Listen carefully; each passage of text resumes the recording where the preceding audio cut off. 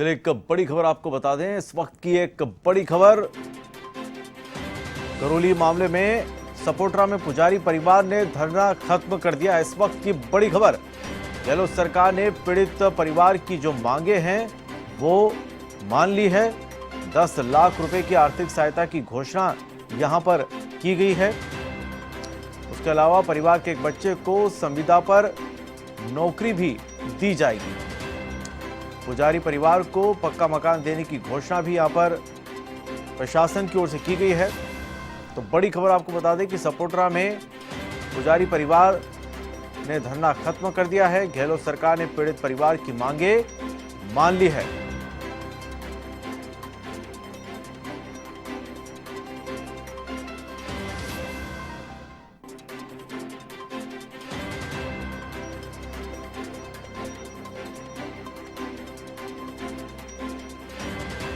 तो आपको बता दें कि जो पुजारी का जब शव गांव में पहुंचा उसके बाद से ही जो परिजन हैं वो आक्रोशित हो गए थे और उन्होंने धरना शुरू कर दिया था। लेकिन उसके बाद प्रशासन से लगातार पीड़ित परिवार की जो वार्ता है वो चलती रही और उसके बाद अब जो खबर सामने निकलकर ये आ रही है कि परिवार ने अपना धरना समाप्त कर दिया है।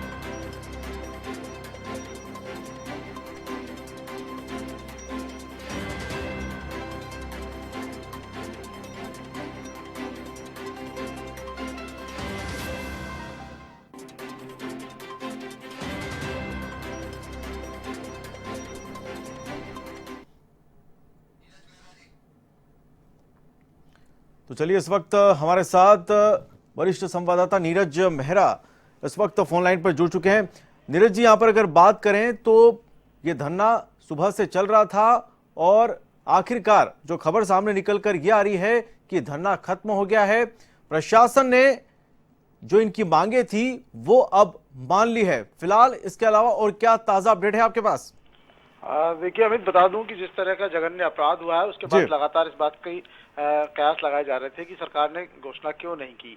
हालांकि जब कल यहाँ से जयपुर से जब उनका शव रवाना किया गया था तभी उनके परिजनों की और यहाँ के स्थानीय प्रशासन के बीच में कुछ मांगों को लेकर सहमति बनी थी और उसके बाद ही परिजन जो है मृतक का शव लेकर अपने गांव करौली सपोटरा गए थे जी। और लेकिन क्योंकि वो लिखित में आश्वासन परिजनों के पास नहीं था तो इसके चलते पूरे कल रात से ही ये जो है परिजन वहां पर बैठे थे और आज पूरा दिन भर वहां पर हो गया सारा परिजन और पूरे जो है आसपास के गांवों के लोग, कई बीजेपी के प्रतिनिधि मंडल और तमाम लोग इस बात पर अड़े हुए थे कि परिजनों के लिए सरकार कोई न कोई ऐलान करे। और आखिरकार अब जब सरकार की तरफ से ये घोषणा हो गई है अधिकृत रूप से कि जो मृतक परिवार है उसके परिजनों में से एक को नौकरी दी जाएगी, संविदा पर रखा जाएगा, 10 लाख रुपए की आर्थिक सहायता सरकार की ओर से की जाएगी और एक रहने के लिए पक्का मकान भी दिया जाएगा। इसके अलावा जो वहाँ मौजूदा सांसद है उन्होंने भी अपने सांसद कोष से 1 लाख रुपए देने की बात की है। करोड़ीलाल मीणा जो राज्यसभा सदस्य है उन्होंने भी 1 लाख रुपए देने की बात कही है। इसके अलावा विप्र फाउंडेशन ने भी 2 लाख रुपए नगद उस परिवार को देने की बात कही है। और इसके बाद धरना जो है वहां पर चल रहा था वो समाप्त हो गया है और अब थोड़ी ही देर में जो मृतक जो पुजारी है उनका अंतिम संस्कार किया जाएगा। और इस बात पर परिवार, परिजनों और जो वहाँ मौजूद तमाम लोग थे उनके बीच सहमति बन गई है और ये एक राहत की खबर मान सकते हैं कि हालांकि जो अपराध हुआ है उसकी पूर्ति कोई भी सरकार, कोई भी पार्टी नहीं कर सकती है, लेकिन फिर भी सरकार की तरफ से जो सहायता दी गई है उससे उस गरीब परिवार को कहीं न कहीं थोड़ा संबल मिलेगा, राहत मिलेगा।